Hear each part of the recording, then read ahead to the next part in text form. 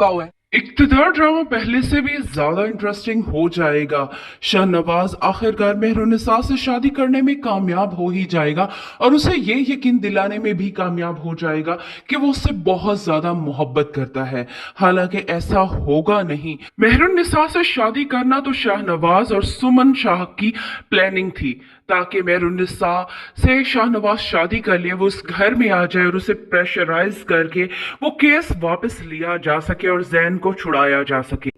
शाहनवाज शाह अपनी इंसल्ट का बदला लेना चाहता है और इस दुश्मनी को उसने जानबूझकर दोस्ती में बदला, ताकि एक तरफ से वो मेहरुन्निसा को घर लाकर उसे प्रेशराइज करके अपने भाई को जेल से रिहा करवा सके, तो दूसरी तरफ अपनी इंसल्ट का बदला भी ले सके। शाहनवाज का ये रूप देखकर मेहरुन्निसा दंग रह जाएगी। उसे अपनी आंखों पर यकीन नहीं आ रहा होगा कि ये वही शाहनवाज है जिसने उसकी खातिर इतना कुछ किया।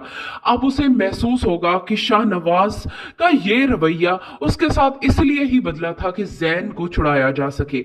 जैसे ही उस घर में आएगी, शाहनवाज का प्यार एकदम से नफरत में बदल जाएगा। वो मेहरुन्निसा पर अच्छा खासा जुल्म सितम करना शुरू हो जाएगा और सुमन शाह भी इसमें बराबर की शरीक होगी और उसे प्रेशराइज किया जा सकेगा कि जैन के खिलाफ जो केस मेहरुन्निसा ने किया है वो उसे वापस ले। ये एक हादसा था और हादसा किसी के साथ भी हो सकता है, मगर मेहरुन्निसा अपने भाई का खून इस तरह रायगान नहीं देना चाहेगी। इस बात को लेकर शाहनवाज और मेहरुन्निसा के दरमियान तलखियां बढ़ना शुरू हो जाएंगी।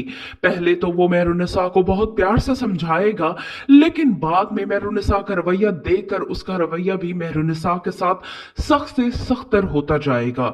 सुमन शाह तो पहले ही अमल को यकीन दिला चुकी है कि इस घर की बहू तो सिर्फ तुमने ही बनना है। शाहनवाज ने मेहरुन्निसा के साथ प्लान से शादी कर तो ली, लेकिन अब आहिस्ता आहिस्ता उसे मेहरुन्निसा से वाकई ही मोहब्बत होना शुरू हो जाएगी और मेहरुन्निसा जिसे शाहनवाज से मोहब्बत थी, ये मोहब्बत आहिस्ता आहिस्ता नफरत में बदलना शुरू हो जाएगी। नाज़रीन, आपको क्या लगता है, क्या ऐसा होने वाला है या नहीं? बबलू हाथी सुबह सवेरे अकेले वन में टहलने के लिए निकला।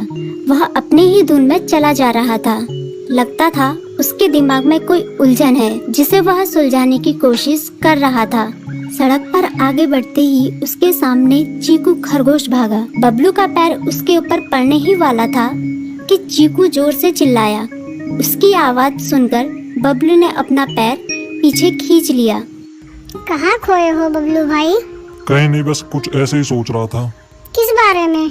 तुम जानकर क्या करोगे? शायद मैं तुम्हारी कुछ मदद कर सकूं। तुम तो जानते हो आजकल वन में कितनी चोरियां हो रही हैं, पर चोर का कोई अता पता ही नहीं है।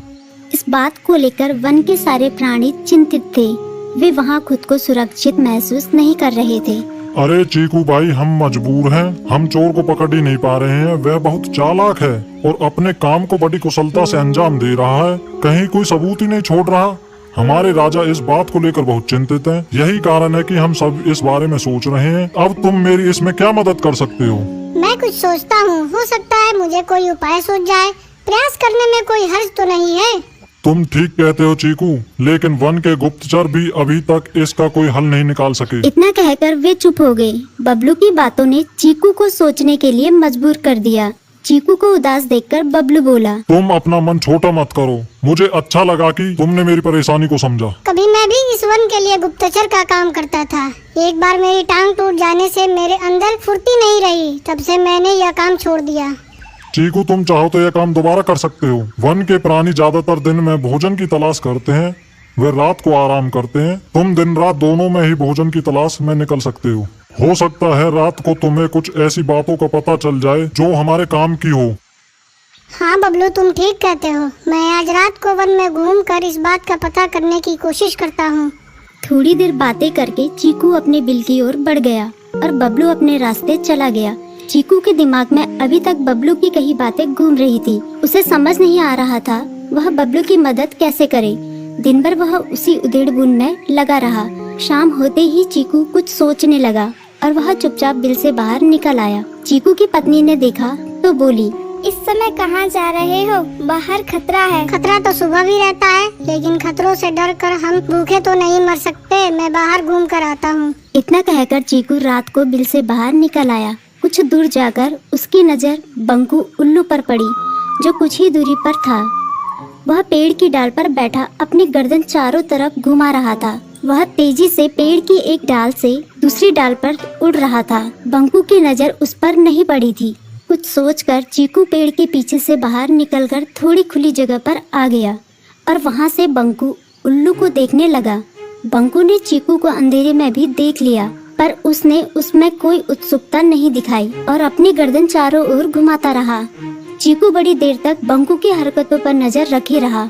वह थोड़ी देर तक खुले मैदान में खड़ा रहा, पर बंकू ने उसे देखकर भी अनदेखा कर दिया।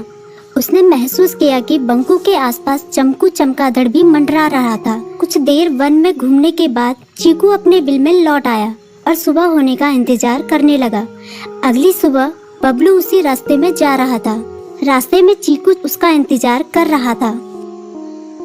आज बड़ी जल्दी आ गए बबलू। हाँ, आजकल मुझे चिंता की वजह से नींद नहीं आती। कोई नई खबर है क्या? यकीन से तो मैं नहीं कह सकता, पर मैं तुम्हें ऐसे प्राणी का नाम बता सकता हूँ जो शायद चोरों की मदद कर रहा है। कौन है वो? बंकू उल्लू। इतना कहकर चीकू ने रात की घटना उसे ज्यों की त्यों सुना दी। इसे सुनकर बबलू का माथा ठनका। बबलू की आंखें चौंधिया गई। तुम ठीक कह रहे हो, मुझे आज रात बंकू और चमकू पर नजर रखनी होगी। इतना कहकर वे दोनों अपने अपने रास्ते चले गए। बबलू रात को अपने साथियों के साथ बंकू पर नजर गड़ाए रहा। उसकी संदिग्ध गतिविधियों को देखकर बबलू ने उसे उसके साथियों चंकी और संकी लोमड़ के साथ पकड़ लिया। बबलू ने सख्ती से पूछताछ करनी शुरू कर दी। तुम इस समय बंकू चमकू के साथ क्या कर रहे हो? हम चारों दोस्त हैं, इसलिए साथ बैठकर बातें कर रहे हैं।